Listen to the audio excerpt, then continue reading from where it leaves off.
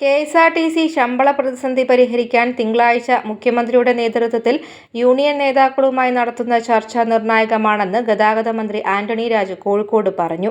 KSRTC ജീവനക്കാരുടെ പ്രധാന പ്രശ്നങ്ങളിൽ സംസാരിച്ച് തീരുമാനമെടുക്കാൻ ബഹുമാനപ്പെട്ട മുഖ്യമന്ത്രി ഈ തിങ്കളാഴ്ച 5-ാം തീയതി രാവിലെ 10:30 മണിക്ക് അംഗീകൃത യൂണിയനുകളുമായി ചർച്ച വെച്ചിട്ടുണ്ട്. കുറേ നാളുകളായി നടന്നു വരുന്ന ചർച്ചയുടെ പരിസമാപ്തിയായിരിക്കും അന്ന്.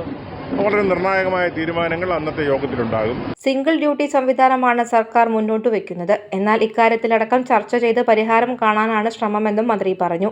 ജീവനക്കാർക്കുള്ള ശമ്പള വിതരണം തുടങ്ങിയിട്ടുണ്ട്. പിന്നെ ആവശ്യമുള്ളവർക്ക് ത്രിവേണി, സപ്ലൈകോ വഴി ഓണത്തിനാവശ്യമായ സാധനങ്ങൾ കൂപ്പൺ വഴി വിതരണം ചെയ്യുമെന്നും മന്ത്രി പറഞ്ഞു.